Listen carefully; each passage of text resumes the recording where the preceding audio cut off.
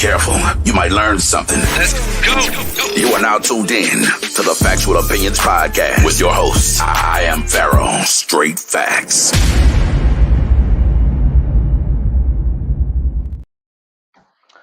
Welcome back, World, Season 4, Episode 2. We are entitling this episode Fight or Flight. Reason being, that's usually only two choices you have in life.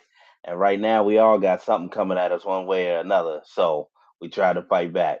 So it's your gracious host. I am Pharaoh, checking in with the Brown, Bruce Wayne, Big John.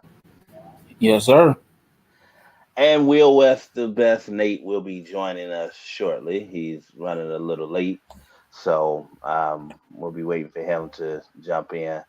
So, Big John, your icon went off, but I see you still with us. There we go.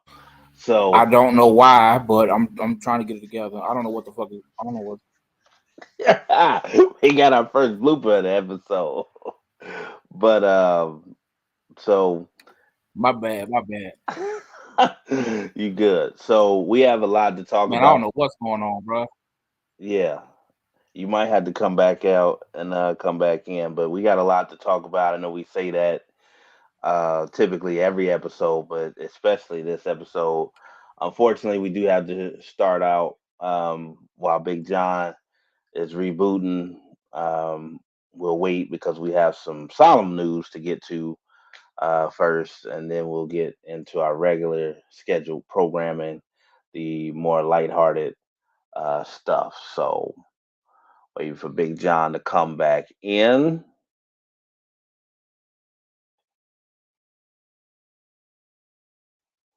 Hopefully, he comes back in soon because we really do have a lot to talk about this particular episode.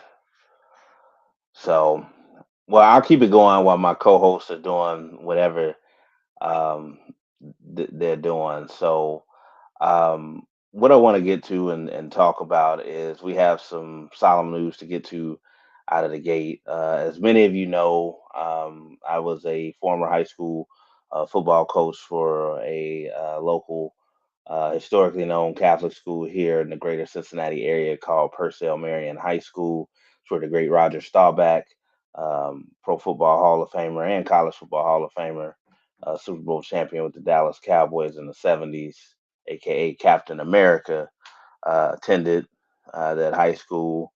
Also, Terry Killings, who will be the first referee to ref a Super Bowl and have played in a Super Bowl as a player, attended Purcell. But I coached there a couple years ago, and unfortunately, the head coach that added me to the staff, former University of Cincinnati Bearcats football player DJ Dowdy, was actually the athletic director and head coach at Purcell Marian during my time there. He was the acting athletic director at Taft High School, but DJ Dowdy unfortunately passed away last week under tragic circumstances. We won't get into the exact circumstances, around that, but just want to wish, his family, his wife, his two, young children, the best going forward.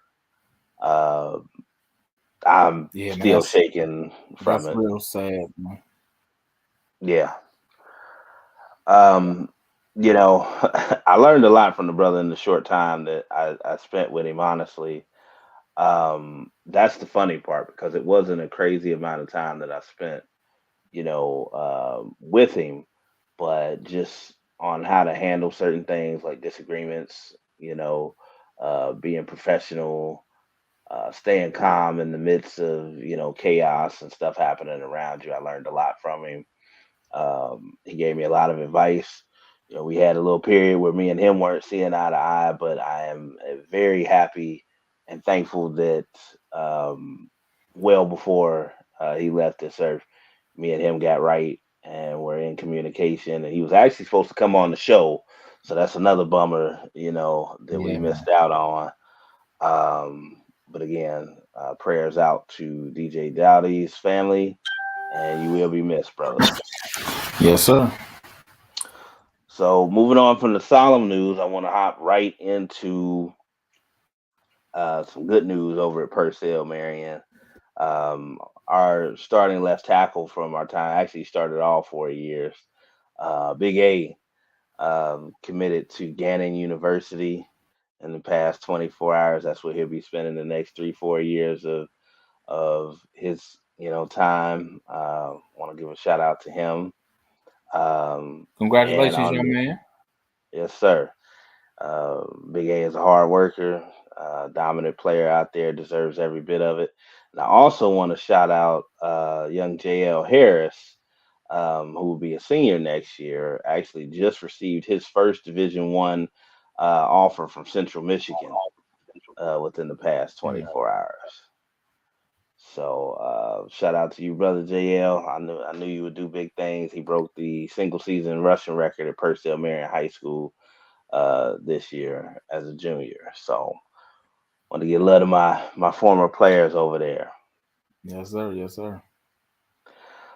So Big John, man, before we hop into the sports, because like I said, we got a lot of topics to get to today. Mhm. I hope you looked it up because Nate is supposed to be on here soon and be the one that's elaborating on this. But Right. what the hell happened with Killer Mike? First of all, I want to give a shout out for him taking home 3 Grammys on the non-televised portion of the Grammys, which is still some bull jive, but Right. I won't dive too heavy into that because I want to keep the focus on him.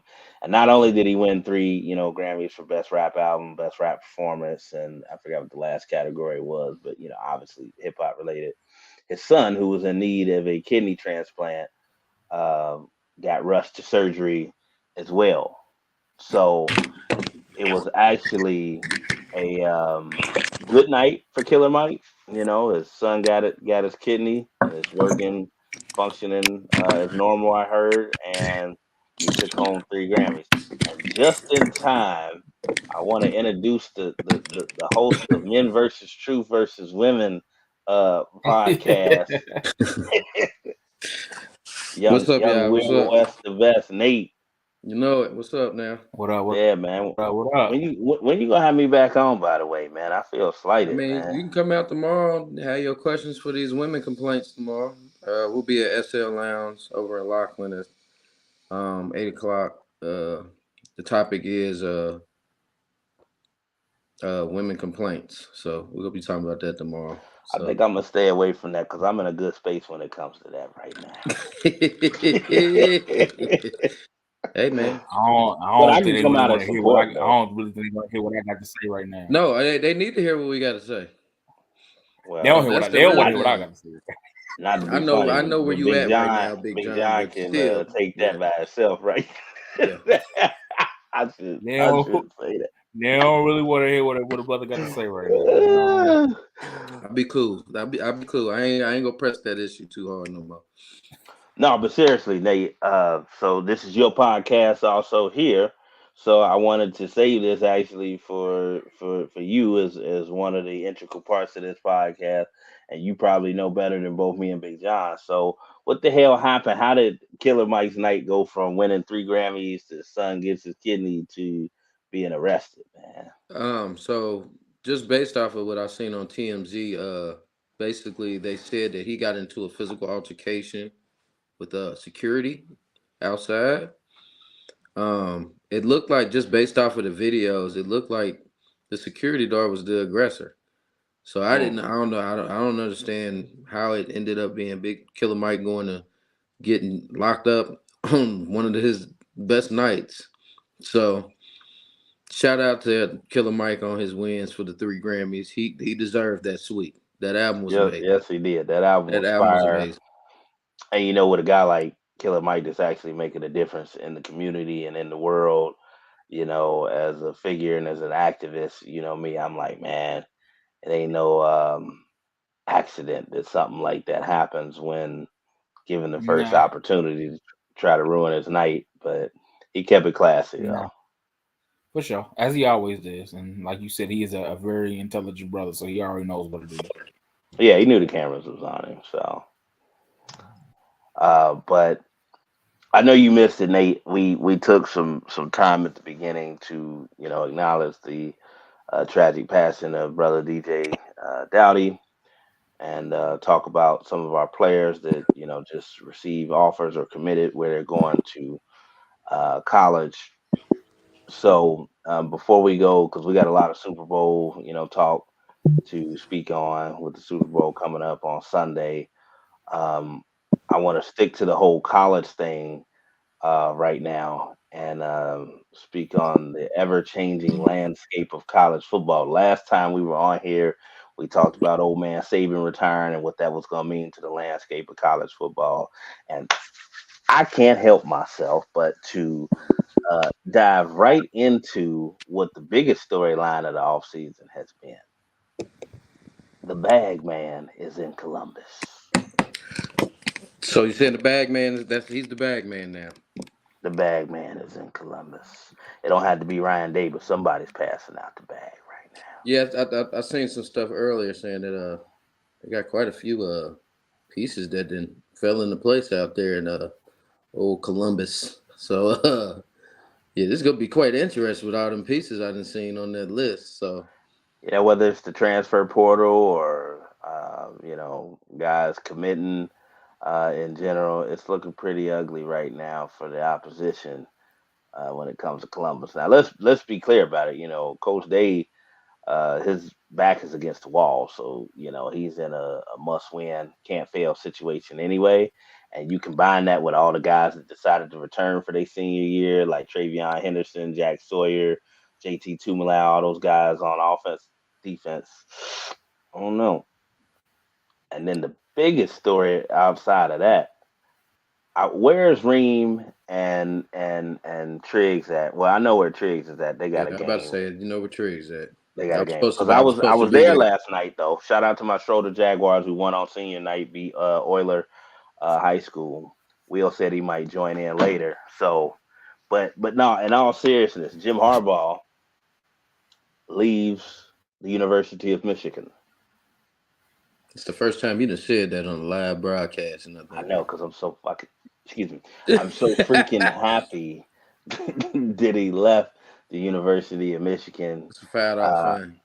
I had to say it. Okay, yeah, I'm gonna go back to saying that team up north. But hey man, he did what he was supposed to do. He got him a national championship. He restored him to respectability. He did his job. Now There's he no also arguing about anything else. He did his job. no, he did, and I give him that. But two things I want to point out again. Or the first one being, Buckeye fans, had Michigan overreacted and got rid of Jim Harbaugh like a lot of their fans wanted originally when he went 0-5 against the Buckeyes, they wouldn't be where they're at today. Two, could be a Pete Carroll scenario where he's trying to get out of Dodge right now. Could be some NCAA sanctions or punishment being handed down. A lot of people think it's over. I mean, you never know.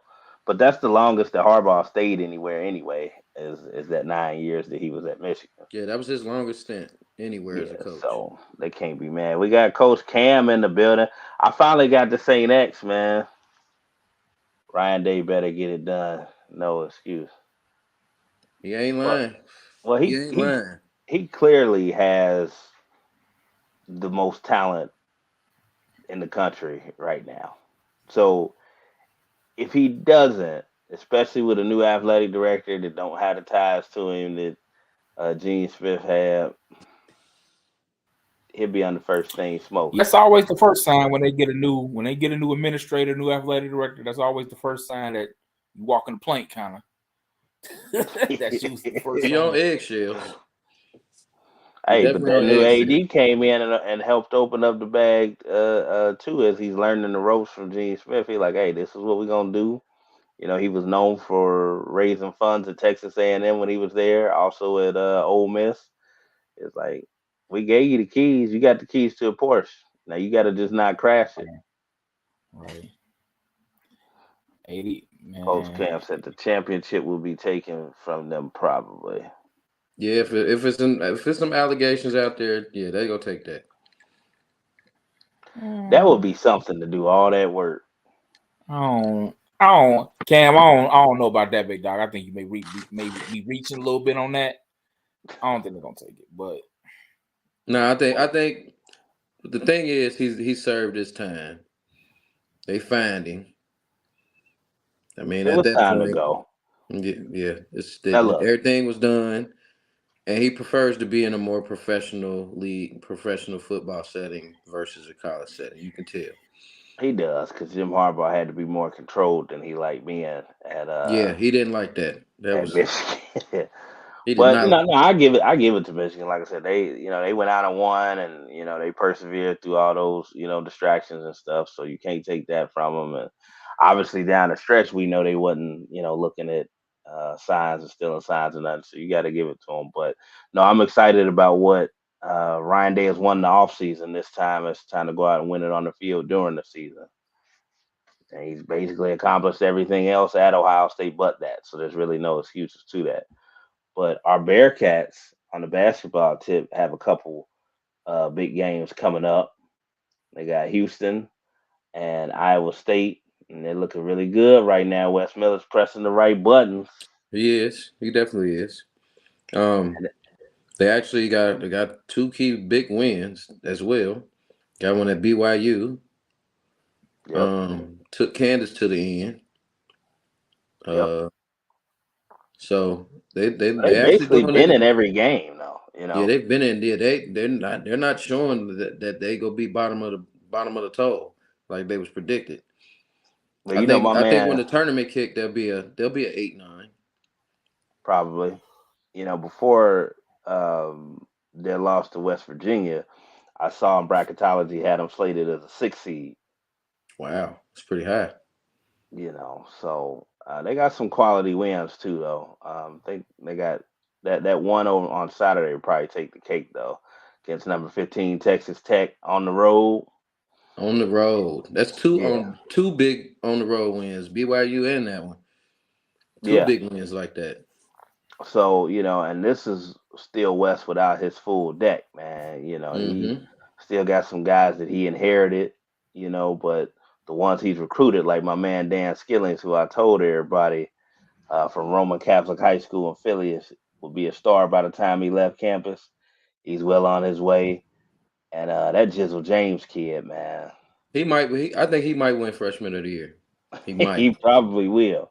He might He win freshman of the year. It's the guy at UConn. He's tough too. yeah. But You know yeah, you know what I like about Jizzle though is although he is a basketball player, unlike his Hall of Fame professional football playing dad, um, you can see the athleticism. You can see the genes in it. Like it's there. So I'm in my I'm really personal happy about opinion, I UC. think he should be starting. My personal opinion. You think he should start over Day Day? Yeah. Day doesn't turn the ball over. That's the number one thing that's keeping Day that job. He ain't turning the ball over. Craig and Dodo, no, but yeah, I like them both, man. I think it's a great combination to have right now, in the backcourt I'm right excited to now. see these new kids coming in next year. I'm already looking forward to next year. Yeah, man, all these 4 and 5 stars that are coming back to UC again. Shout out to brother Baloney. We got to get him back on here. Uh, My my boy. my guy, remind you of them days, right. So let's get to it. Let's talk about the Super Bowl real quick. Uh, over under how many times the camera is placed on Taylor Swift Oh during my this God. game? You said over under? Yeah, I'm gonna I say go. over 5. I'm gonna go under 10. Of course. I'ma say under 10 as well. It's gonna be more than 5 times. Cause soon as Kelsey do something, it's gonna keep flipping to her about Let's 3 or 4 go to times. her. Yep. Like That he boy scored get a a tat. Oh, touchdown. we going to see Taylor. He scored a touchdown. It's gonna flip to her like 3 times. So it's gonna get to 5 before halftime. Yeah, I can see that. So and Travis Kelsey always go nuts in the playoffs. So he 2 touchdowns away from breaking Jerry Rice's record. So he breaking in the Super Bowl. It's gonna be back and forth. It's gonna be back and forth. Yeah. I say That brother What Swan they in the call house. him? He said over 10. Yeah. Smoke Dog said over 10. dog ass. Yeah, He said we gonna definitely see him over 10. I would stay with under, but I wouldn't be surprised if Brother Dewan's prediction comes through. Especially like you said, Native. If Travis Kelce has a big game, start tearing it up. Oh, it's a wrap. What Super Bowl the Chiefs in? He don't have a big game. It's gonna happen. It's gonna happen. This is my thing. San Fran has linebackers that cover. Yeah. Yes. So I think that's really what's go determine if he get active or not. If they bumping him and they knocking and they cover him over the top and under pause, then I think You I been think he's watching gonna have a Cam and long day. Mace, huh? Yeah, I think he's gonna have a long day. Pause. Pause. I'm really not trying to be funny or be a homer, but other than the last game they played, the team that had the best game plan for Kelce was the Bengals. Not to be funny, Yeah. and their linebackers are good. Pratt and Wilson are good. I don't know if they're Warner, but they're good. They had the best game plan. Other than the last game they played, Kelce kind of got his rocks off. But all the other three previous, they kind of shut him down a little bit.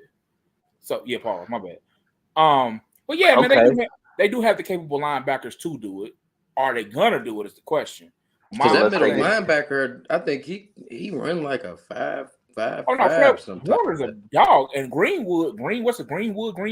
They Greenleaf both or something like that. Greenleaf. yeah, they both dogs, but it's not Y'all even. It's disrespecting the gonna be. man. Y'all don't even know his last name, man. It's that also, but the 49ers gonna have to get home with just the front four. Now they got the dogs to do it.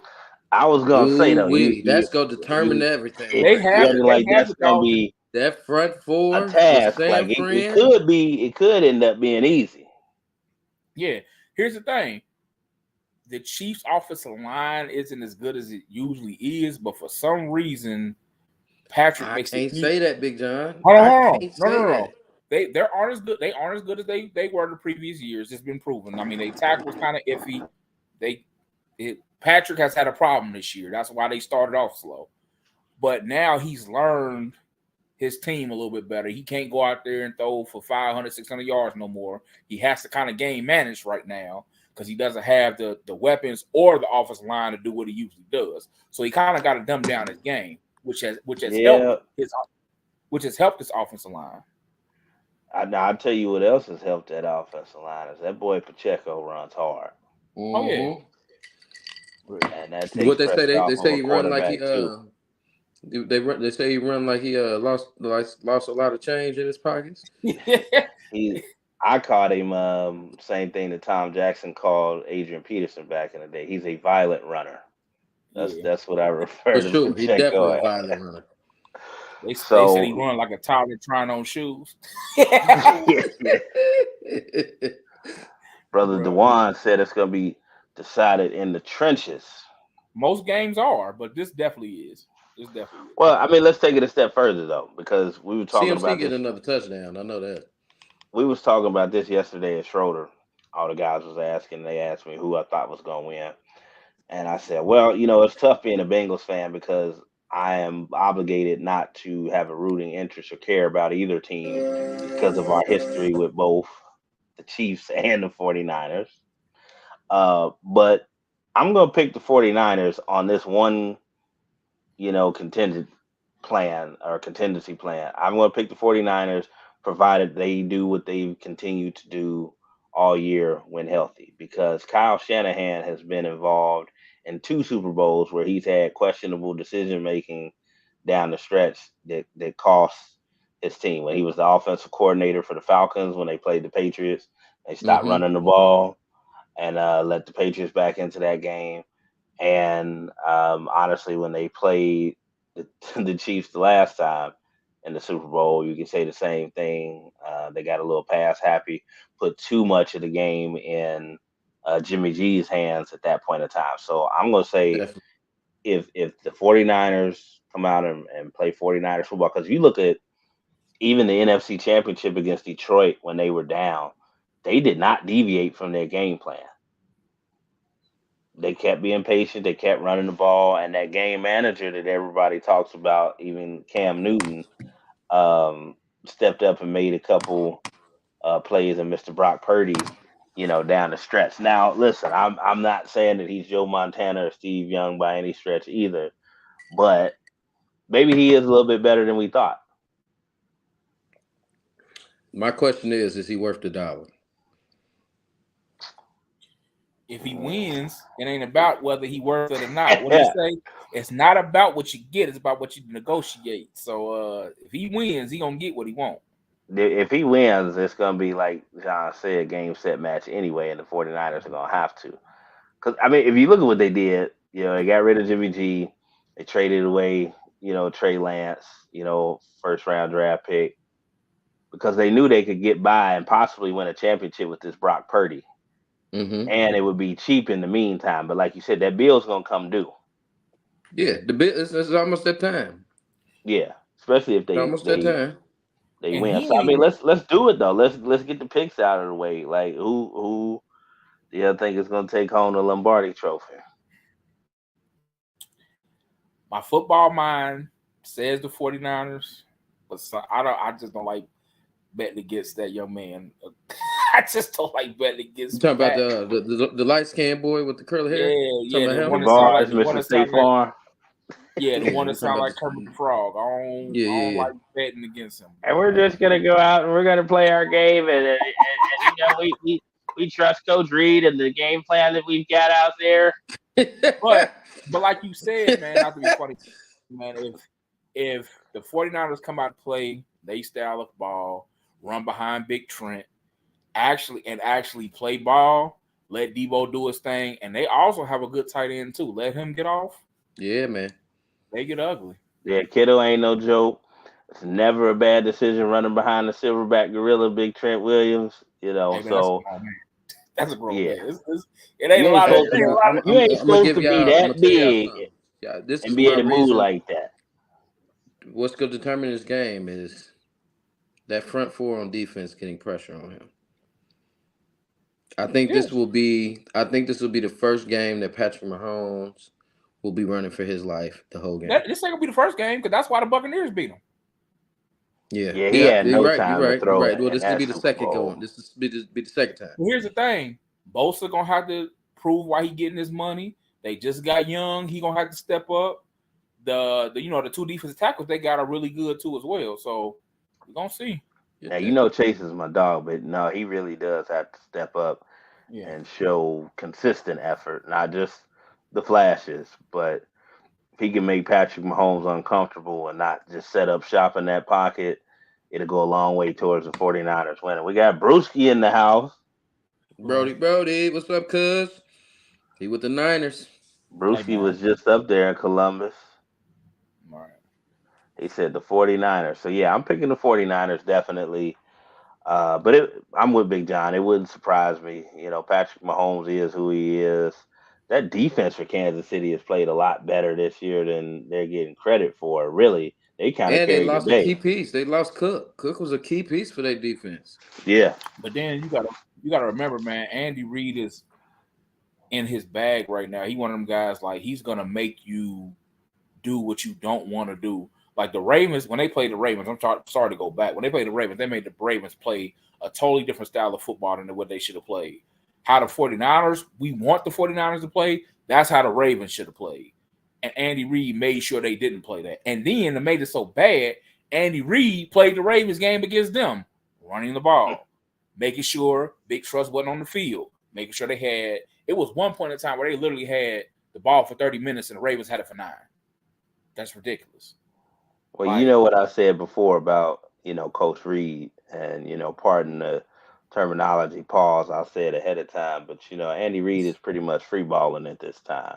Yeah, you do because he's seen it all in the NFL. There's nothing that you can throw at him that's going to, cause too many problems that he can't adjust to. And he's one of the most brilliant offensive minds we've ever seen in the game. And he's not one of those older guys or older minds that don't want to change with the times, because he is. Yeah. I know. That's why they love playing for him. You never really heard an Andy Reid player say anything bad about it. Not even my favorite wide receiver of all time, T.O., ain't never said nothing bad about Andy Reid. So they love Big Red, man. They love him. Yeah, Yeah. everybody So loves Big Red. one of the main questions I asked definitely, at the beginning, because it was a crazy day just getting here and getting established, and I wanted y'all to think on Patrick Mahomes. Let's say he takes home this Lombardi Trophy, which should make it his third by the age of 28. And I want to be careful with what I'm saying because I know people trip out about this. What I'm saying and what I'm asking, and want some input from you guys. If he takes home his third Lombardi Trophy by the age of 28, does or should he belong in at least a discussion for GOAT? Not saying that he's at that point yet of a TB12, but can we start looking at Patrick Mahomes in that light? It's a double-edged sword. Yes, he belongs in a discussion, but even jumping to Big Tom won 3 very fast. After those 3, it took you 9 years to win another one. So it's like, and then after those 9 years, he reeled off 4 more. So it's like, give him some time. But he does belong in the conversation because there's some guys that ain't got 1 or 2. And like, hell, people say, Peyton is one of the greatest all time, if not in discussion of being the greatest. But Peyton only has 2. So if that plays a part, yes, he deserves to be in the conversation. But That's why we had these discussions, and I make it so apparent that I don't place all the credibility as far as your ranking or being the GOAT based strictly on championships. It's an important part, right? But you can't base it all on that because it's John hates. I don't want to cut you off, but John hates when I do this because I say all the time, like if you were drafting quarterbacks and you had the entire pool of NFL quarterbacks all time, would you take Tom Brady first? No, you wouldn't. Off of what he did in college, of course you wouldn't. But like I said, I laugh and I joke about this, but I kind of compare, in my opinion, of the person I'm about to name, I kind of compare Big Tom to Lil Wayne. When Lil Wayne first came out, I couldn't stand him. But as he got older, he drastically got better. What do you do with a player that didn't start off as well, but he became the greatest by working? You can't deny him. Like, style points still matter too, because this is professional football that we talk about. Now, as far as strictly being a football player, yeah, you want the guy that's gonna go out and win. But it's also a business, too. Yeah. When you look at it and entertaining people, and that's why the rules are tweaked the way that they are now, where you can't even play defense for real. Right. Because you know what, and not to get too far off track, if they go forward with this damn what do they call it, hip tackle stuff now, it's gonna be impossible to play defense. It's gonna be flag football. That's why they got it. We in had the Pro Bowl. that discussion off record. Yeah, you did say it's gonna be flag football. Like a hip drop tackle is a tackle. It's a form tackle. You've been taught since you were a kid to lower your shoulder, hit ball side, and drop your hips. You've been taught that your whole life. That is a tackle. You take that away, you're taking away a. Well, that's the current new tackle, because what we grew up. I'm about to say, yeah. Put your face mask right here and drive. Yeah. But the proper way to tackle is like what I just explained. But yes, we were taught that, but that's the proper way to tackle. But then you have people like Matt Stafford, who was complaining about the safety for the Lions, and I can't remember his name. He's calling him dirty, saying, because he goes after legs and knees and stuff. And I'm like, what is he supposed to do now? You talking about Sutton? Not Sutton. It's a safety for the Gardner. Lions, dark skinned brother. I think it is Gardner. Yeah, he was like, nah, you dirty. And he was like, what do you mean? And they actually went back and showed him. Now, I ain't gonna lie, some of them are questionable, but again, especially if you're a DB and you coming up, where are you supposed to tackle now? You're not allowed to pause, go up top, nothing like that anymore, which most players will tell you, look, man, at least at their current age, they'll tell you, like, man, I'm cool with you, hit me up top if I'm a little dazed or whatever, I got to sit out a week or two, versus you messing up my livelihood and tearing up my ACL or my Achilles. You know what I mean? Like, at this point, that's how I look at it. At this point, as a DB, Alex, you were taught to play the ball or play the man. At this point, if you don't play the ball, there is no play to be made. I played the ball anyway, unless it was a guy that I was like really worried about, where it's like, okay, he got some talent to him. I wasn't worried about him. I'm looking at the ball because I want to make a play on the ball. That's true. But sometimes you're not in the right position or in the area to play the ball, so you got to play the man. That's what I'm saying. If there being is a shorter DB too, right? Again, I'm limited on where I can tackle a guy and be able to get him down. Let's be honest about it. Right. So now I know how to do it, but teaching guys sometimes can be hard because you still have to keep your head up too, so you can see what you're tackling and not paralyzing yourself. I'm just saying they're making it really awkward to be a defender right now in the NFL. Yeah, you got to pick your poison right now. And I know it's a fun game to play, but why do you think we see all these flag football commercials now?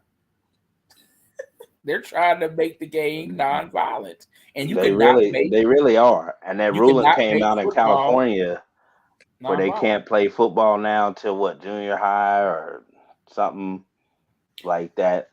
Cam sent that elementary school. And you know what? Even you that, can play flag, but you can't. You got to wait till junior high. Even that, man, it's that's so trash. That's so trash. And I'm old school when it comes to football. I'm a leatherhead, as Cam calls me. At the end of the day, don't play.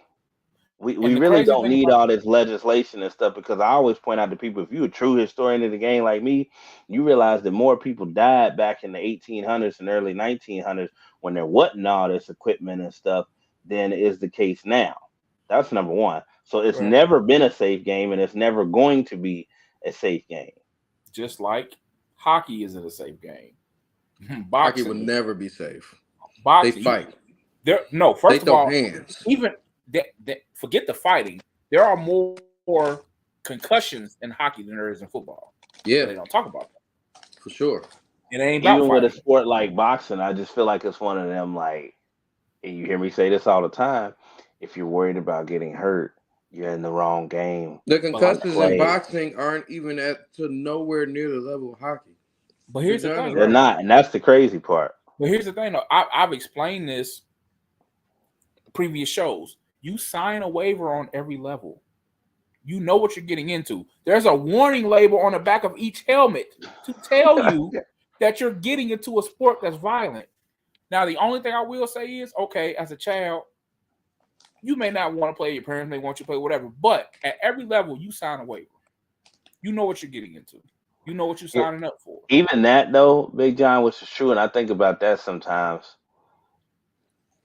After high school, for sure, you're out there by choice, right? Yeah. You start at college, and if you're lucky to be one of the few chosen to make it to the NFL, then you're really out there by choice.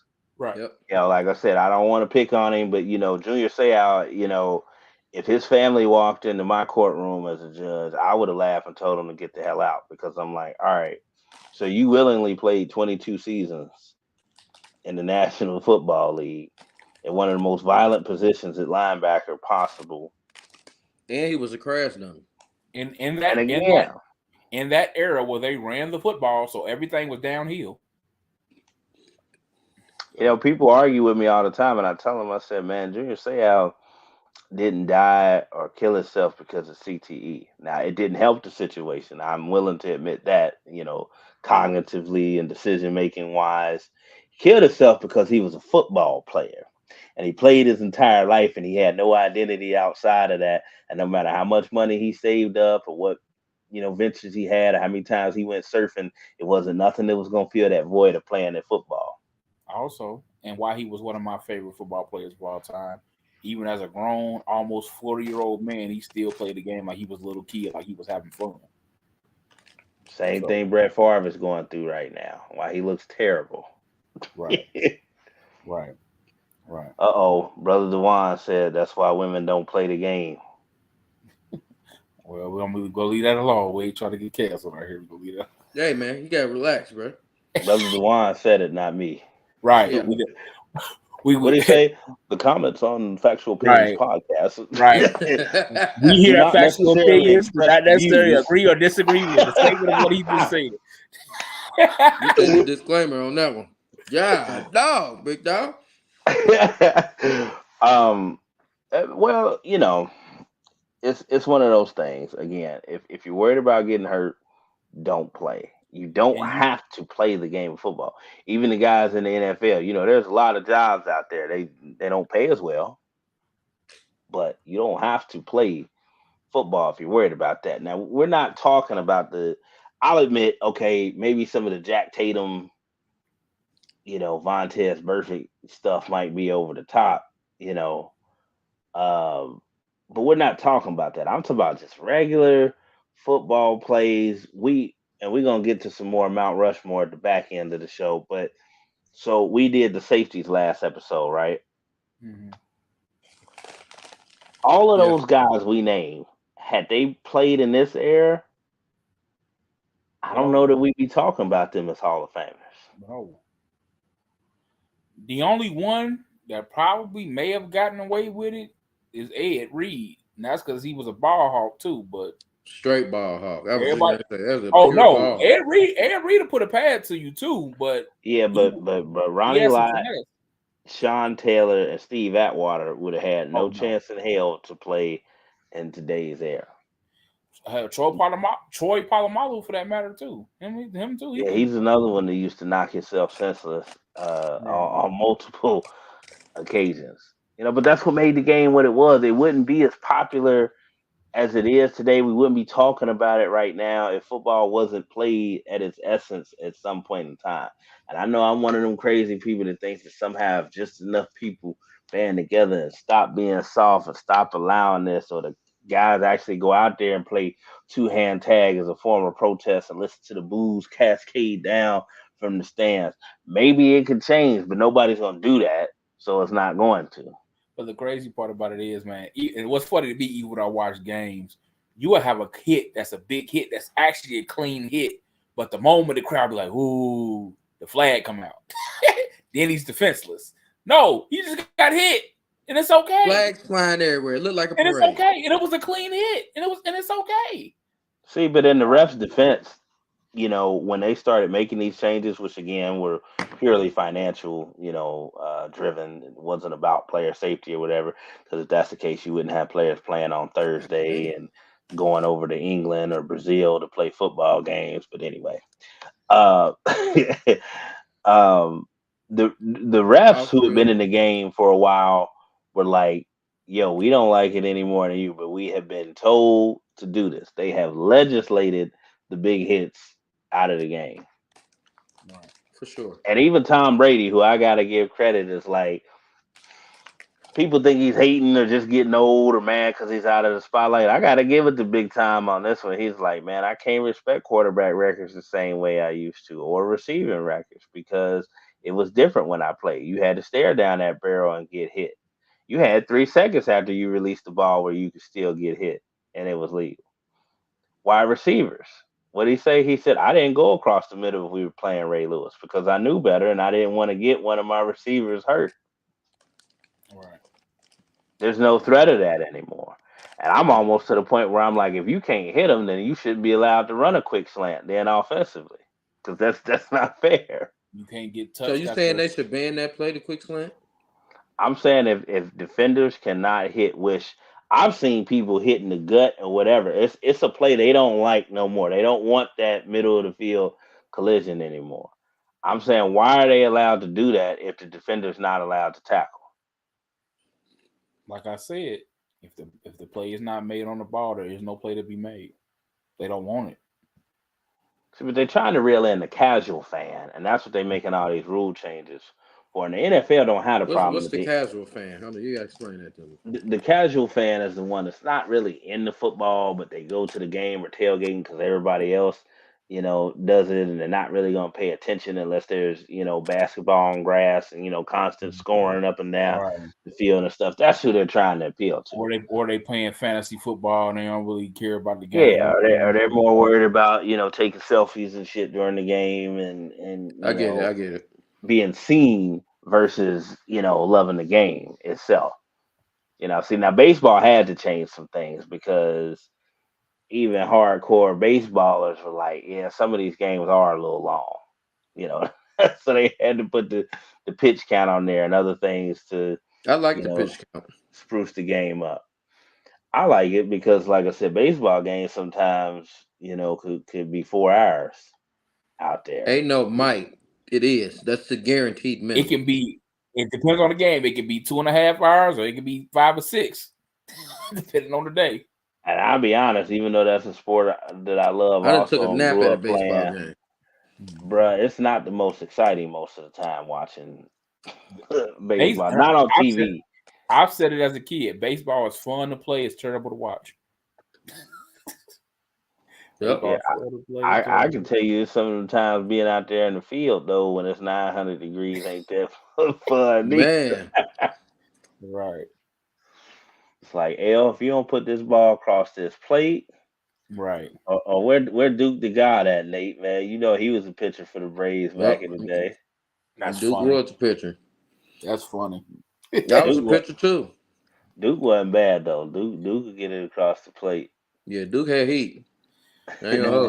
I played second and third base, and Big Cedric, God rest his soul, was my first baseman. Because I played with guys older than me, so Big Ced was my first baseman.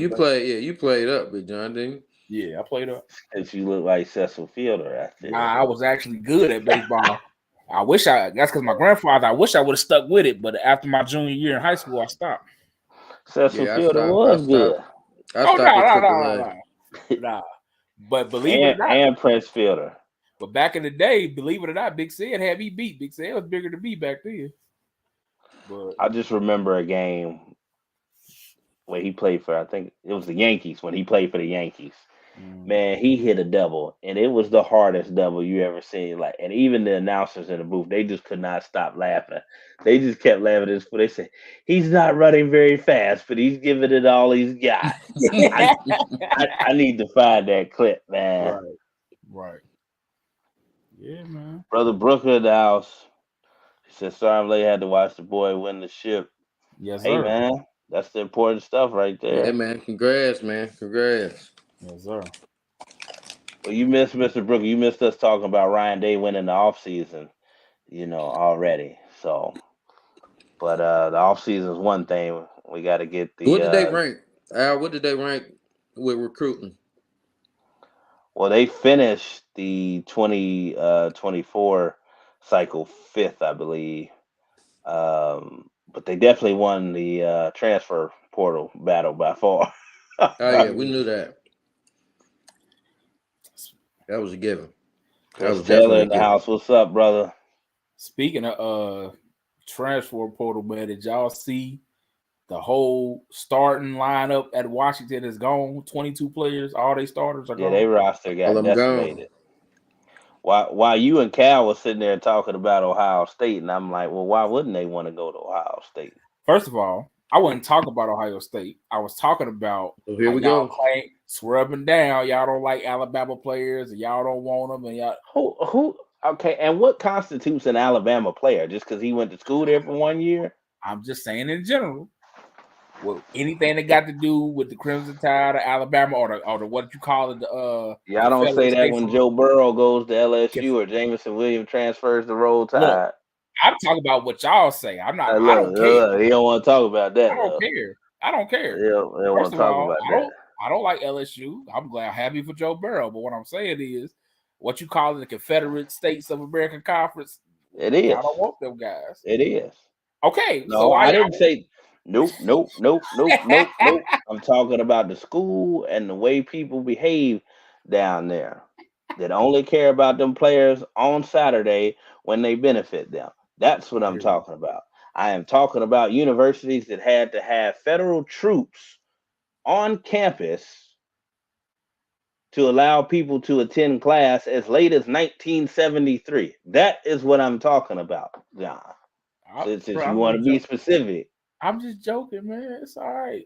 Relax. Because if you think that I ain't going to take a Von Bell or Joey Bosa, in a minute, Santonio Holmes, look, we had plenty of players from down south to come up here and do damage. Chris Gamble. John, you can't be joking this month, bro. It's Black History Month.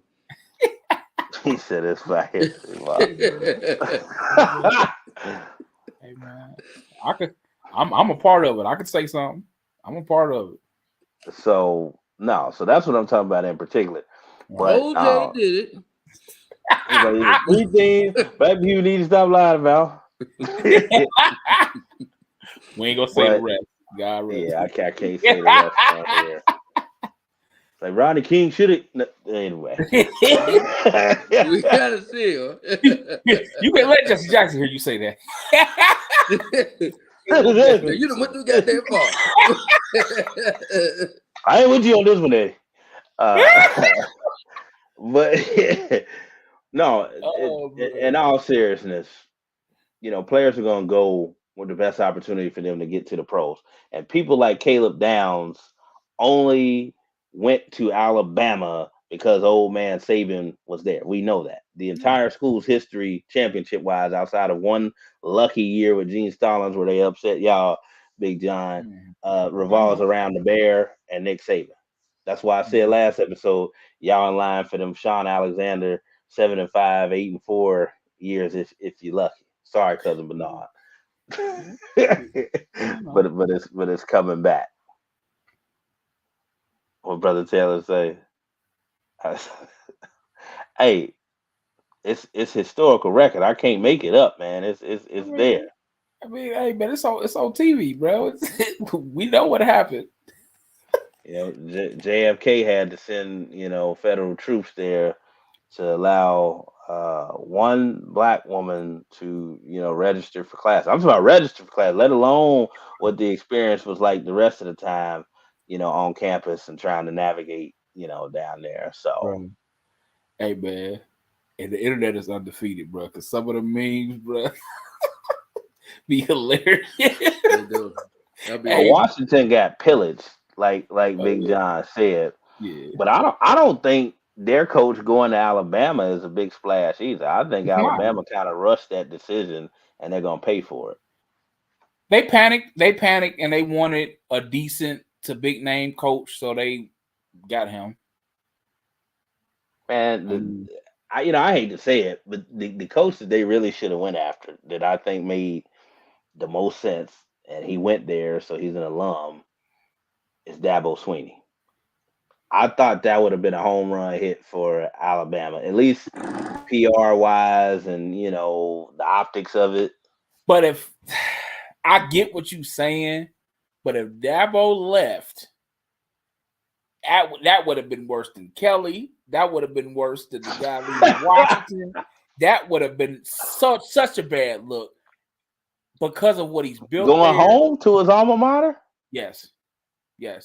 Because you've won. How many did Dabo win? Like he won two or three? He won two. We got Big Bro in the house. Dumpster juice.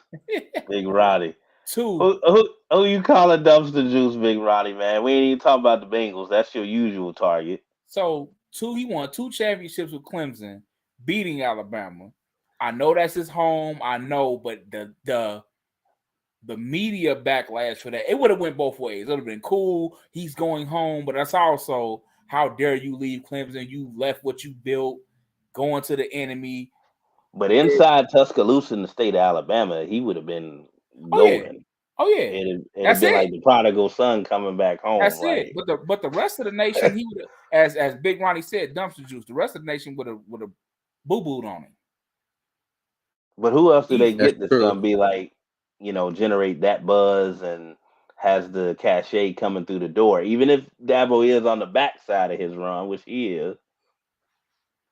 Nobody right now. Nobody. I mean, there's nobody with that much. I mean, what you gonna get, Jimbo Fisher? He may be the only one, and right now, what he did at Texas A&M ain't holding no weight right now. So Jimbo will probably be the best name that they could possibly get, unless. And I don't think the person I'm about to name, I doubt he will highly go there, but just for namesake value, unless they get somebody like Urban Meyer, it wouldn't matter. That ain't. It got to be, but that's what I'm saying. It has to be somebody. It will have to be somebody that holds that much weight to do that. And right now, nobody does. Right now, I don't think Urban wants any of this NIL stuff neither. So why wouldn't he? because that's not the type of coach that he is, philosophy wise and everything. That may be true, but he did coach the Florida Gators during that time where they was on some. No, he was a master recruiter. That's the difference. You can be a master recruiter and still have the people at Alabama pay the money to get these kids. That ain't nothing. Y'all like that's that hard.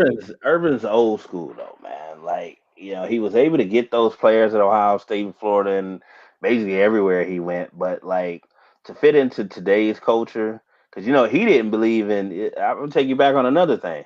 Notice we didn't have any opt-outs. Now they did a good job of not doing it this year, but we didn't have any opt-outs at Ohio State when Urban Meyer was there.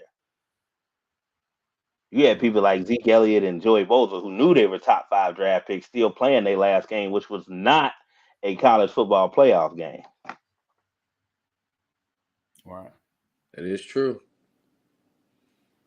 What did Chris say? I said, I'm not sure dropped him. If y'all said it, but do y'all think the NIL was a big reason why Saban hung it up? Yeah.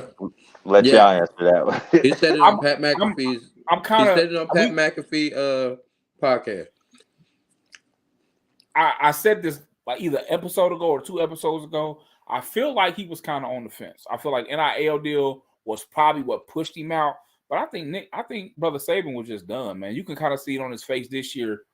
He enjoyed this team because this team kind of shows him adversity and came back and won. So he was actually did a hell of a job coaching more than he has any past. I think it was one of his better coaching jobs. Any other past years, it's either they're one game away from going to the national championship, or they just blow everybody out the water. This is the first year he actually had to coach in a while, versus from when he first got there.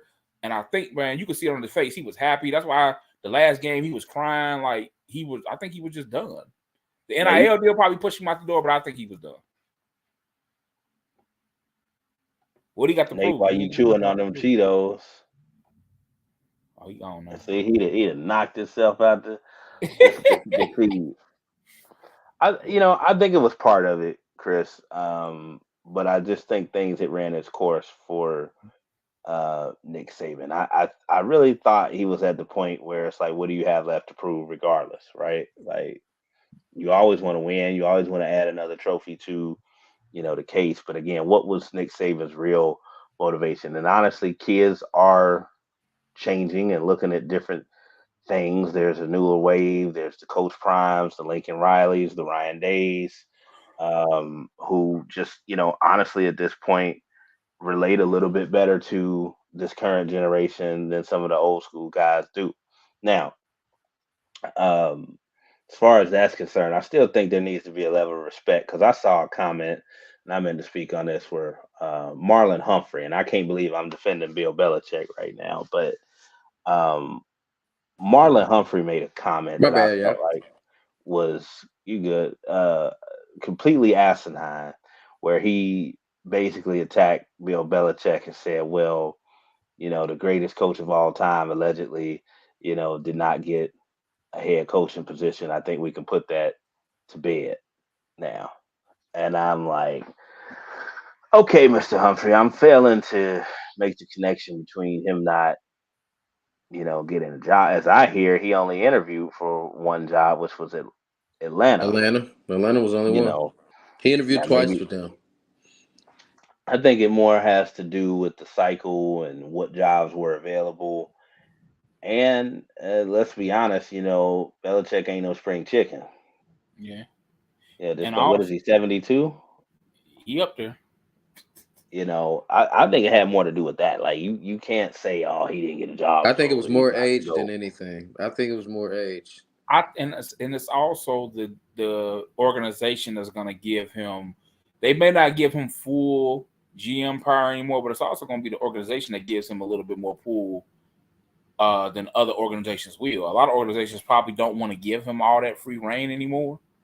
And Atlanta was probably willing to do that.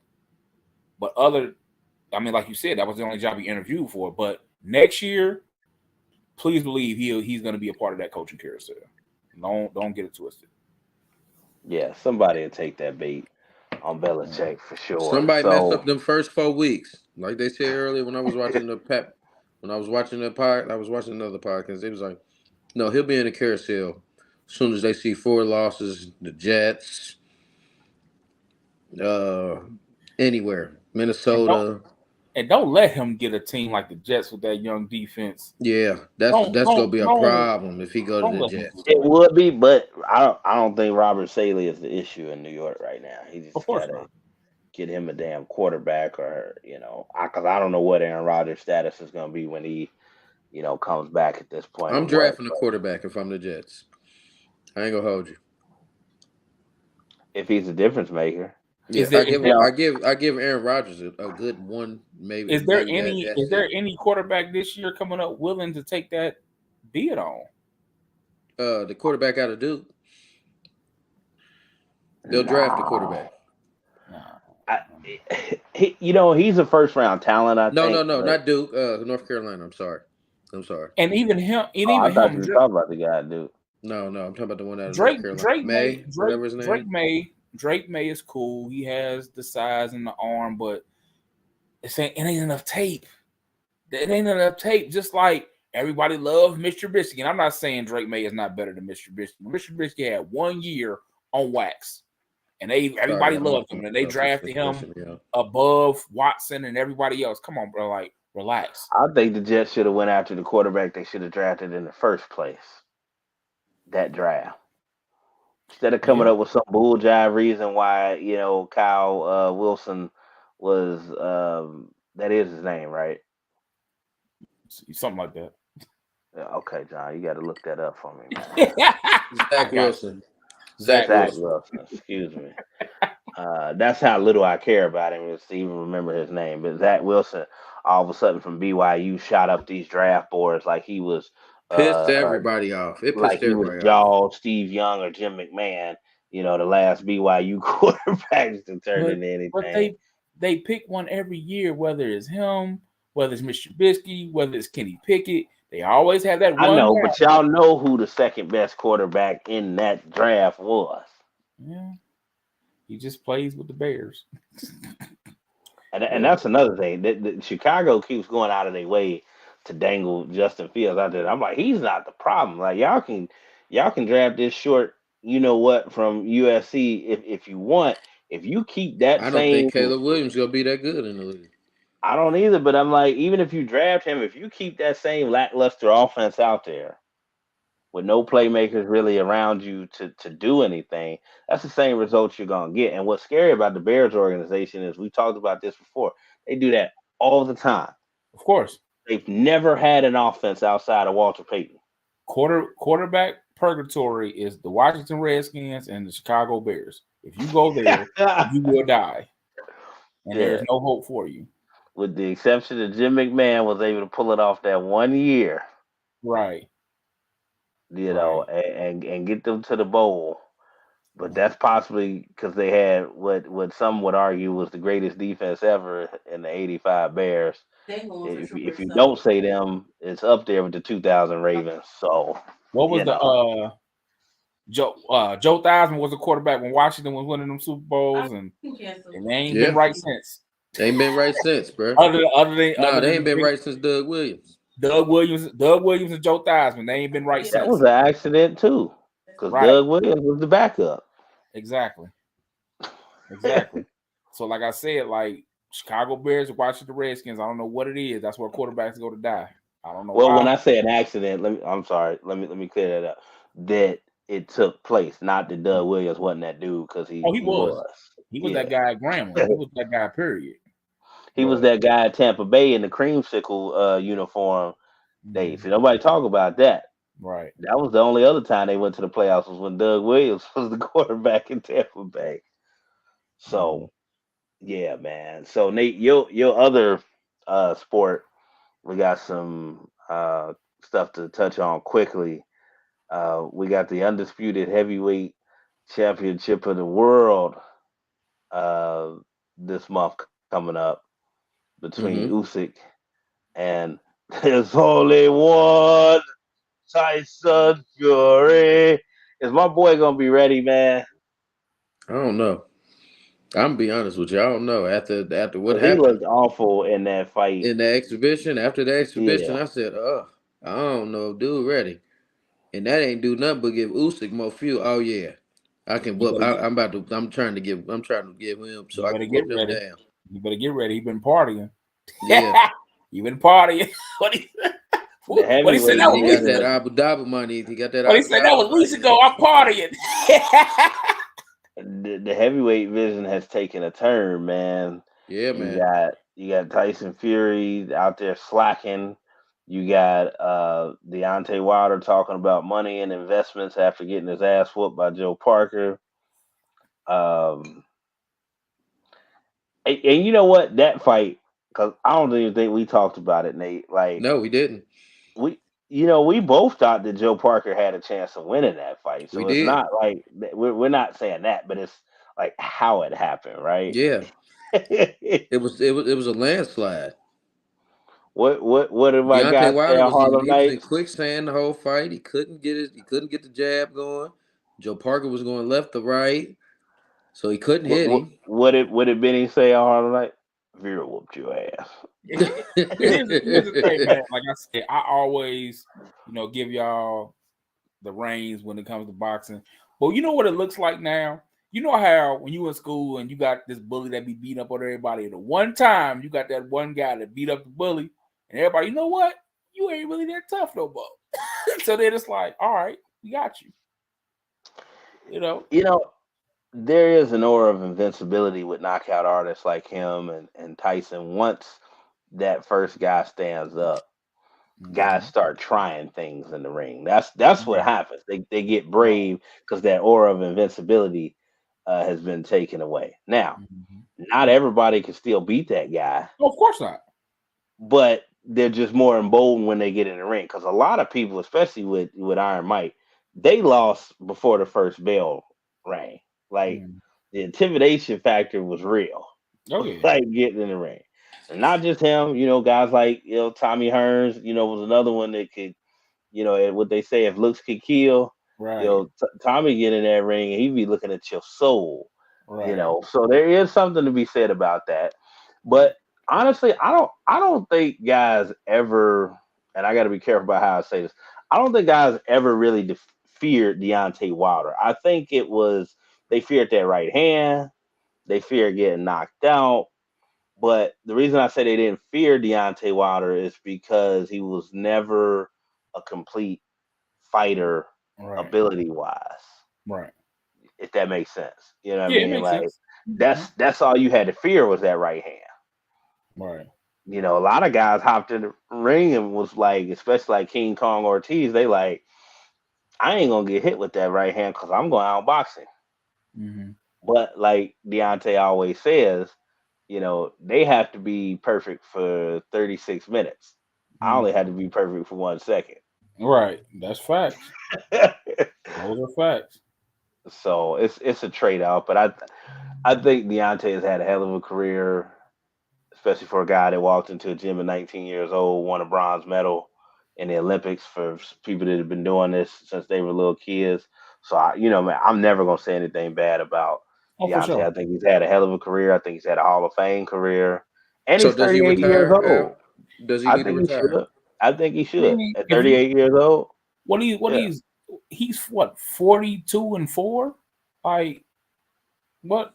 That's a good No, record. That's a 42 great and record. 3. 42 and 3. What did okay? What one of the three? 42, 3-1. Yeah, And that's what I one said. I 3. counted the other that the last, but the one with Yeah. Fury was a draw. So okay. What else does he have to prove? And Nothing. that's the thing. He was talking about his motivation, and I was looking at body language and stuff. And when guys get to talk about money and I've invested well and Yeah, stuff yeah. after the It's fight, it's time to sit down. yeah, but even one of his post comments after the fight, like, yeah, I got to get my hunger back. I'm not saying that that's something that you can't get back, but that's a problem if you lose it, especially in that sport. Yeah, and the That fact means that you you don't want to get up and put in the work. say it out loud, because sometimes people be thinking it and they'll kill those voices in their head, but the fact that you actually said it out loud, being Yeah, any athlete, once you say it out that's loud, that's a good point, Big John. Because it's one thing to verbalize it, because you got people like Anthony Joshua, who I know has went through some dark days, in his head and trying to justify things, and Lord knows what was actually said in his mind, but to speak it, Like Deontay, man, you ain't worried about boxing, man.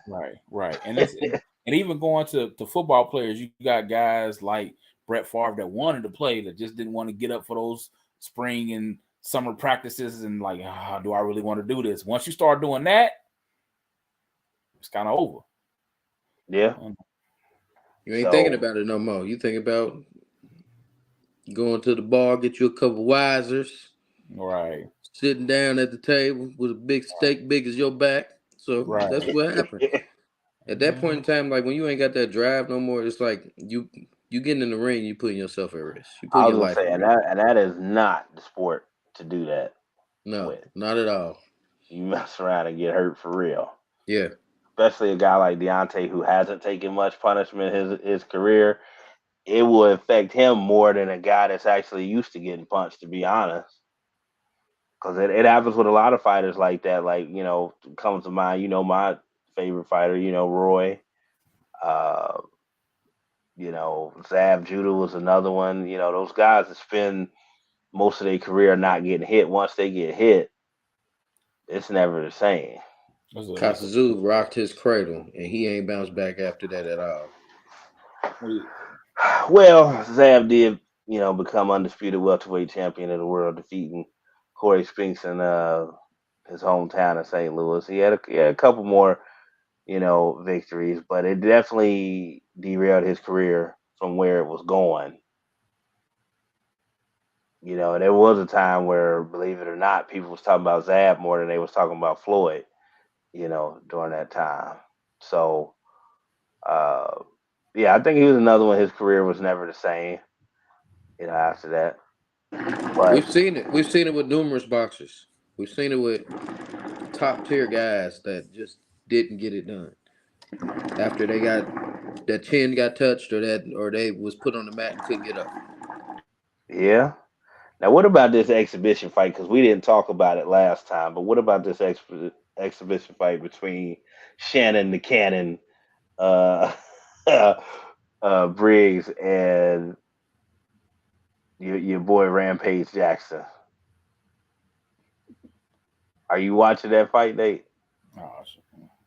Nate then popped out again. But have you seen that, Big John, at all? Yeah, I've seen it, but I don't know, man. These UFC guys and getting these boxing rings, and the dude that fought Fury actually didn't do a bad job. The African guy, I don't know how to pronounce his name, and I don't want to. I can't pronounce his name, but I know you're talking about because now he's fighting Anthony Joshua since Deontay Wilder lost and destroyed probably the only chance we had to see that fight remaining. But even though I still want to see that fight, but I know it's not gonna happen. Yeah. And it's like, even though, like I said, we just talked about Fury not being prepared and him not being ready, and he thought I was gonna come out here and outbox this UFC guy, and he looked good. And I'm not saying if Fury was ready, he wouldn't destroy him, but I'm just saying in general, he looked good.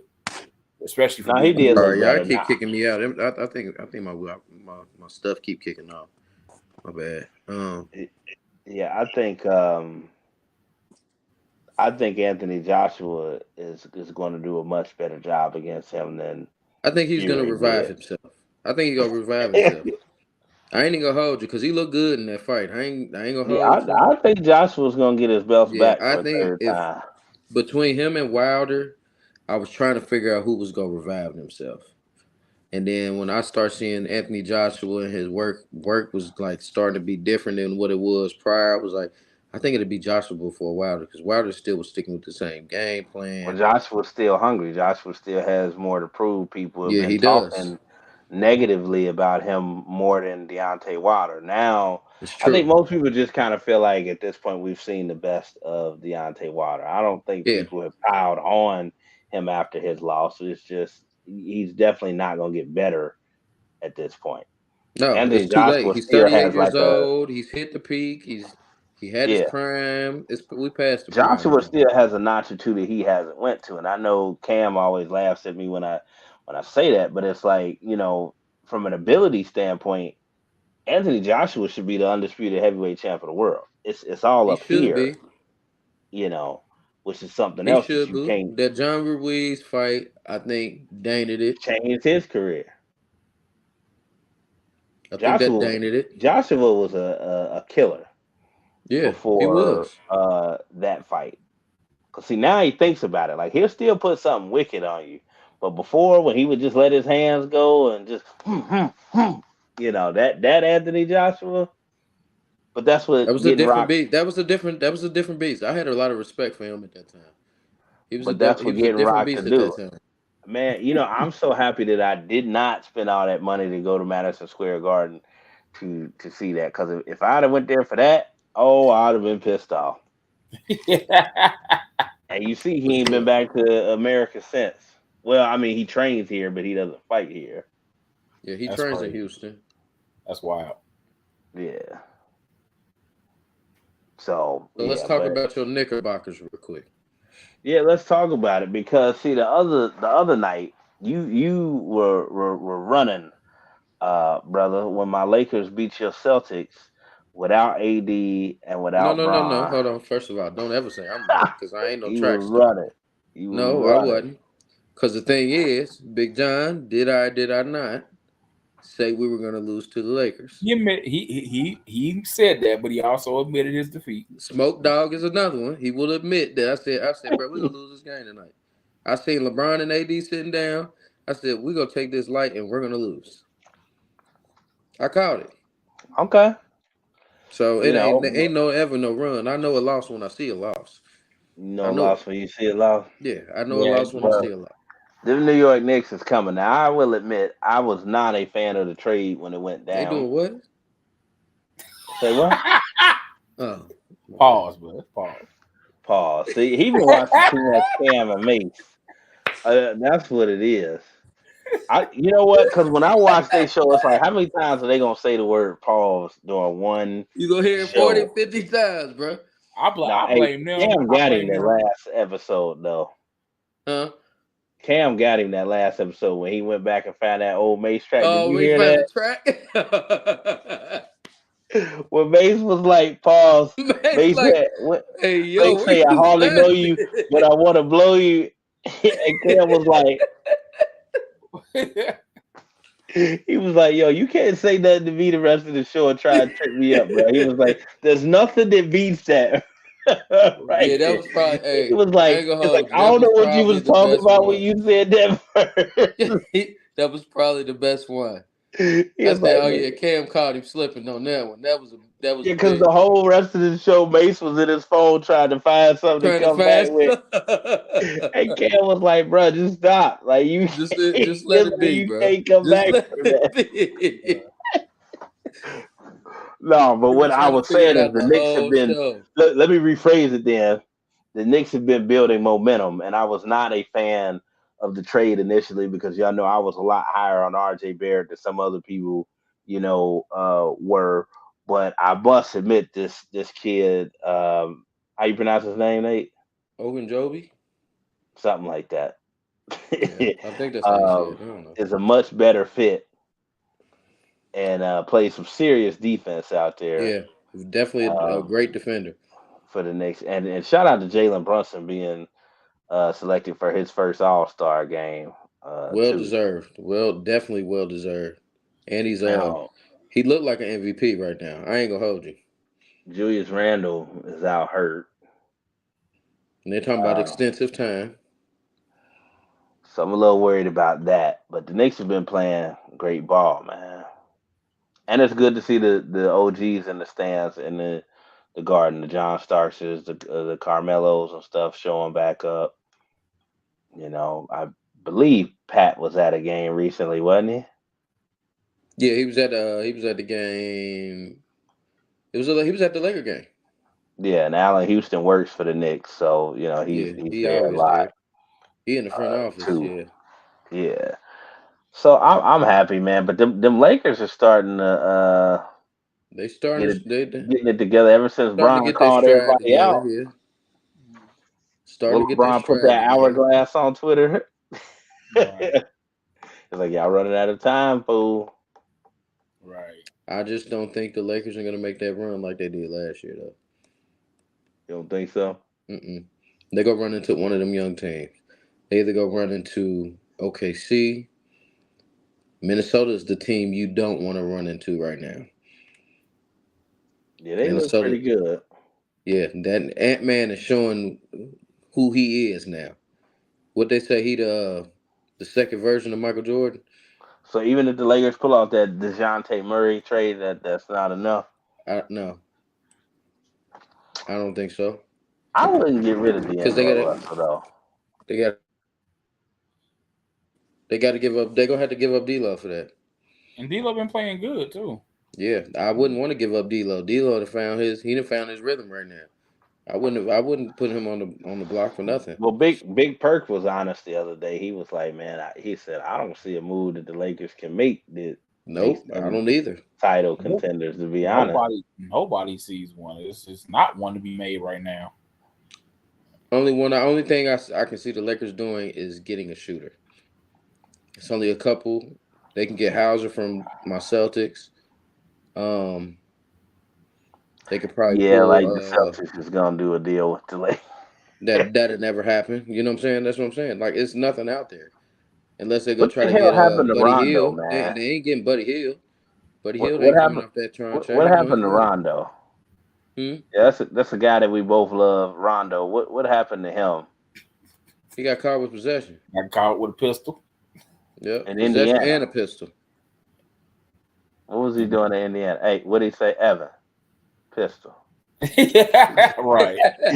Sweet. Then you get caught in Indiana, like yeah, you get caught in Indiana. That means you got some time. You can ready to sit down. You got to sit down. But that's where he's from. That's where he's from. Oh, he's from Indiana. Mm-hmm. Rondo is a rare guy, and I don't say that just because of his personality. I say because he's a Lakers and Celtics legend. Yep, for sure. What other person can say they a Lakers and Celtics legend? That's wild. He may be the only one. Yeah, he might be. I'm trying to hold on. Damn, I'm trying to think. Nope, Rick Fox. But he wasn't a legend with the Celtics. He wasn't a legend. Nah, he wasn't a legend with the Celtics. Yeah, he went out there hooked up with Vanessa Williams in L.A. He was a part of both organizations. I ain't gonna say he was a legend both places. No, he wasn't a legend with both. Yeah, he was Lakers. I think Rondo is the only one. He's got a ring with both of them. So since we're talking about point guards, something I wanted to do before we get out of here is one more run at this Mount Rushmore. There were a couple ones that we didn't get to the last time. So we talking about point guards. I need y'all Mount Rushmore list for point guards. That's wild. Right.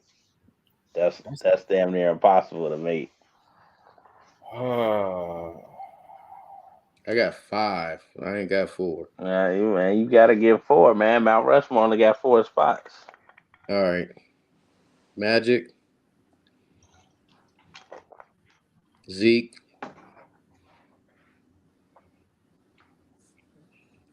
Tim. You said Magic, Zeke, and who? Tim. Oh. Tim Hardaway. Okay. He put Tim Hardaway on his Mount Rushmore. And John Stockton. Can't lead a man that leads the league and assists all time. Can't lead him off. It was born. It was born. It was dull. We didn't like it, but we can't take away that record. That record ain't been touched. That's you, because I definitely left Tim Duncan off my Mount Rushmore. Tim Duncan. Whoa. You don't remember that last episode? No. He left Tim Duncan off the greatest power forward. Oh, he did. Yeah. Smoking. No, I left him off my Mount Rushmore. Everybody knows Tim Duncan is the greatest power forward of all time, but I said on my Mount Rushmore, he ain't on there. Now go ahead, Big John, with your point guards. Y'all may be mad at mine because I left Zeke off mine, but Magic, of course. Big O. Nice. Big O wasn't no one. Huh? Yes, he was, technically. Big O wasn't no one. No, he wasn't. Technically. He was never listed as a one. Yes, he was. No, he was not. He was never listed as a point guard. Yes, he was, Nate. He was, Nate. I'm not a I hooper, gotta and I look know this. he was. I I'm not a can hooper, and he because was a Magic I've hooper. always seen him as Johnson, a the two. Big O, and who else? I've Magic always seen him Johnson. as a two on a lot of things. That's fine. Magic Johnson, Big O, John Stockton, Jason Kidd. Ooh, That's who I was debating was I Kidd. like that Jason Kidd one. I like Yeah, I that. was debating with Kidd. It's just the Whew. handles got me. The handles got me. That's why Timmy was on there. And I really didn't want to put John on my list, but you got to. Yeah, you can't ignore it. Can't ignore Um, it. my Mount Rushmore for point guards. Point guards. Um, obviously number one is Magic. Number two is Zeke. Number three, I would have to go with John Stockton. And number four was a little tricky for me, but I'm gonna actually put GP on mine I because he knew you was played going defense. I knew you because he was. played defense. I knew you was going. So that was my Mount Rushmore. What about Mount Rushmore shooting guards, man? Now this is where it gets interesting because I want to see the hate come out of people. One Magic. I mean, I'll say Magic. My bad. One Mike. Two Kobe. Three Tracy McGrady. Ooh, Four Ray Allen. ooh, Jesus Shuttlesworth on the end. So hold on, say that one more time, brother Nate. I'm sorry. One Mike. Two Kobe. Uh-huh. Three Tracy McGrady. Uh-huh. Four is Ray Allen. You gonna put Ray over D Wade? Yeah, for sure. I See, the thing is, I was a big Shuttlesworth fan, big Ray Allen fan. Low key mimic my game after dude. It was to that much capacity. Mm-hmm. They gonna be mad at my list. Go ahead, I know John. who you got one, so I ain't tripping. I already know. Yeah, Okay. you know who I got. Yeah. And brother Nate, for Oscar Robertson, it says point guard. He was a point guard, not a I shooting can't see that guard. Android. Anybody I That's see can't with see fine. that that. damn glare on your phone? That's I fine. ain't I'm just seeing that saying. Android. Look up as what he's listed. He's a point guard. All right, Mike. I know I was giving a hard time. Don't worry about it. Go ahead. Mike. Kobe Bryant. That was hard. That was so hard for me, John, to say that. Kobe Bryant. D Wade. Whoa, D Wade your two? That's his three. He put D Wade over Tracy McGrady. Two was Tracy? I said Michael Jordan, Kobe Bryant, Dwayne Wade, and the fourth one is kind of a, even though one of my favorite guys was Tracy, it's kind of a toss-up, but I'm going to say Tracy as the four, but Allen Iverson will probably be the four, but I'm going to say Tracy.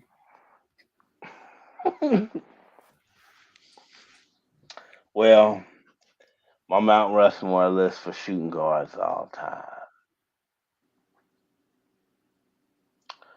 Number one is Kobe Bean Bryant.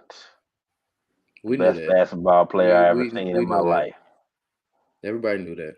Number two is Michael Jeffrey Jordan. Number three is Tracy McGrady. And number four, I honestly had a hard time choosing because part of me wanted to say Vince Carter or Jerry West, but nope, you can't do that. Vince Carter was a three. But that made it even easier. I'm like, how could I not have my second favorite basketball player of all time, Allen Iverson, as the four? So my Mount Rushmore would definitely be Kobe, Michael Jordan, Tracy McGrady, and Allen Iverson. Can I ask you this question? Why did you think anybody was gonna hate your picks? Nobody Ain't no argument. Because Allen Iverson being on there, for some people, they don't even consider AI to be a shooting guard. Secondly, the audacity to place Kobe Bean Bryant number one, on any list, because it just seems like that's just so bodacious now. Like, because he's not supposed to be considered, with Michael. He's not supposed to be considered with LeBron. Even Stephen A. had his thing where he went on there and was like, the numbers just don't match up. And I'm like, Stephen A., I know you know about basketball, but what was News Swag just say? in. Hold on. News just in. We just got Xavier Tillman from the Memphis Grizzlies The Celtics just got him in a trade. What That does was Swagger agreed. say? Shut the hell up, Stephen A. My It's Celtics like, making moves. I don't know about y'all, but my team making moves. But nah, man, it's nobody had a problem with your list. Like I said, Nah, I made your list is good. I made it. It's a lot of people that agree with that list. I made the joke about Kobe just because I'm not going to disrespect that man. He is what he is. Michael Jeffrey Jordan is the greatest basketball player of all time. But to me personally, and this is the only way I can explain it because it makes sense, but it don't. Michael Jordan is the greatest player of all time, but with my own two eyes, Kobe Bryant was the greatest basketball player I ever seen, and nobody will ever tell me different. Like that, just what I saw. Did you see him live in person? I did once, yes. I look. I don't debate with nobody about that. Whoever you grew up watching or whoever you think is the greatest, that's the greatest. I mean, that's just is what it is. And then Nate with these damn Celtics, man. I remember when it was taboo for a black man to even root for the Celtics. He looked like Bill Russell. That's why. I That's don't. why. I don't. You think you look like Bill Russell, bro? That's all right. I don't. I ain't walking around looking like Beethoven. You got me. Are I you, almost cuss. I You almost look like Bill cuss. Russell, I'm gonna be bro. It's cool. okay, are you bro. watching the Tyson Fury fight, Nate? It's what? Is it in 2 weeks? Yeah. No, I'll be in Vegas. See, because I ain't even been to the new crib yet. Apparently, Big John has multiple times, but He live up the street. You don't live up the street. That's the you know how that difference. goes, Yeah, man. you gotta leave the hood, No, bro. no, You no! gotta Don't leave do that Memphis. because you didn't got an invite over here already. Don't do that. Don't even do that. He Because been to you my you house. you Yeah, you, that you chose to go another route, He been to and I my was like, house all too. right, So it's don't cool. let I him pull ain't that on tripping you. about it. He been to my house too. Don't let him pull that on you, bro. Yeah, nah. You know Nate popular though, man. So you got to I get ain't on trying to his hear that. schedule. I ain't Right. nobody. You gotta get on his schedule. Yeah, man. So You know he that. Go ahead. Say what? we'll we'll go on and wrap this one up. So I just want to make sure we got everybody's picks. So I picked the 49ers. John, you picked 49ers. Mhm. Nate, who did you pick? 49ers. 49ers. So unanimously, we got San Fran winning the Super Bowl. We'll see how correct we are by next episode. We might go again uh, next week. Like I said, I'm planning on getting us back in the studio so we can break bread and our cup runneth over in person again. My brother's finally not sick, so we can do that.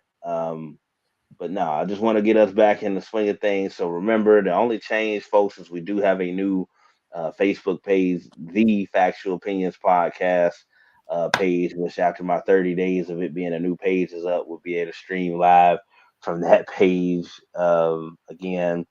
As far as audio, we have switched. We are only on Spotify and Apple Podcasts now because there is no Google Podcasts anymore anyway, and nobody listens to SoundCloud. So we made that change.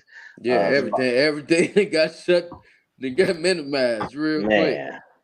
So the audio will be up in the next day or so. I may even get it done tonight. But remember to check us out on X, formerly known as Twitter. We're on Facebook. We're on YouTube.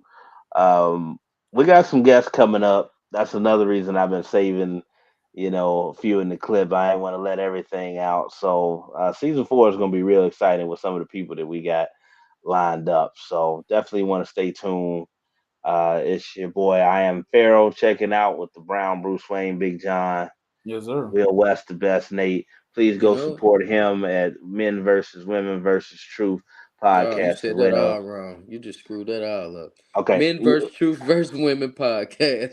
there it is. Let the owner of the podcast say it. So for all of y'all that's into that relationship stuff and come get your feel because it is a good program and they have some thoughtful conversations from both sides of the spectrum. So it's not biased. Men get to say their piece.